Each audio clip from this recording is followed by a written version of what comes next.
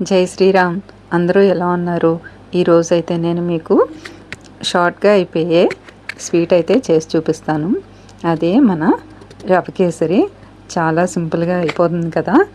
ఎంత ఫాస్ట్గా అయిపోతుందంటే పిల్లలు ఇలా ఏడుస్తుంటే ఏమన్నా కావాలని మనం 5 నిమిషాల్లో చేసి పిల్లలకి రెడీ చేసేయవచ్చు. మనకి అప్పటికప్పుడు తినాలనిపించిన ఫాస్ట్గా చేసుకొని తినేయవచ్చు. దీనికోసం అయితే ఈ కప్పుతో అయితే కప్పు రవ్వ తీసుకున్నాను. దాంతో 4 కప్పులు నీళ్లు పోసుకొని ఓ పక్కన వేడి చేసి పెట్టుకున్నాను అనమాట. ఈలోపు నెయ్యి వేసుకొని దాంట్లో జీడిపప్పు కిస్మిస్ వేయించి పక్కన పెట్టుకున్నాను. అదే నేతిలో మనం రవ్వ ఒక కప్పు అయితే తీసుకున్నాం కదా, ఆ కప్పు రవ్వని ఈ నేతిలో అయితే వేసుకొని వేపుకోవాలి. సరిపోకపోతే ఒక 2 స్పూన్స్ అయితే నెయ్యి వేసుకొని వేయించుకోవాలన్నమాట.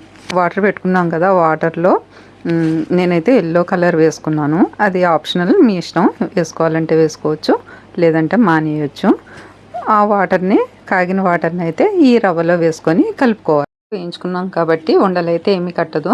దాన్ని అలా కలుపుకుంటూ దగ్గరగా అయ్యే వరకు అయితే కలుపుకోవాలి. ఇలా కలుపుకున్న దాంట్లో మనం షుగరు ఒక కప్పు రవ్వ తీసుకున్నాం కాబట్టి కప్పున్నర షుగర్ అయితే కరెక్ట్గా సరిపోతుంది. ఇంకా స్వీట్ తక్కువ కావాలి అంటే 1.5 వేసుకోవచ్చు షుగర్ని. అంతకంటే ఎక్కువ వేసుకుంటే బాగా స్వీట్ అయిపోతుంది అనమాట. అందుకని కప్పున్నర అయితే మీకు కరెక్ట్గా ఉంటుంది. ఇది వేసుకొని కలుపుకోవాలి. ఇప్పుడైతే మళ్ళీ పలుచగా అవుతుంది. మళ్ళీ అది దగ్గరికి వచ్చే వరకు ఒకసారి కలుపుకున్న తర్వాత దాంట్లోనే వేయించి పెట్టుకున్న జీడిపప్పు కిస్మిస్ విలాచీ పొడి వేసుకొని దగ్గరగా కలుపుకోవాలి. ఇంకొక 2 స్పూన్లు అయితే నేను నెయ్యిని యాడ్ చేశాను.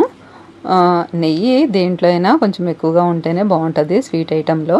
అందుకని నేను ఇంకొంచెం నెయ్యి వేసాను. అయినా కూడా నేను వేసింది చాలా తక్కువ నెయ్యి అనే చెప్పుకోవాలి. ఇంకా నెయ్యి బాగా కావాలి అని అంటే ఇంకా 2 స్పూన్లు వేసుకున్నా కూడా బాగుంటుంది. మీకు ఎలా అనిపిస్తుంది? చూడడానికి నోరు ఊరుతుంది కదా. మీరు కూడా చేసి ఎలా ఉందో తిని చెప్పండి, కామెంట్ చేయండి. మీకు నచ్చితే కనుక మన లలిత ఛానల్ని సబ్స్క్రైబ్ చేయండి. నచ్చితే కనుక లైక్ చేయడం మర్చిపోకండి. ఫైనల్గా అయితే మన రవ కేసరి ఇలా రెడీ అయిపోయింది. ఇంకా టేస్ట్ చూసి నేను చెప్తాను. ట్రై చేసి మీరు కామెంట్ చేయండి. Thanks for watching.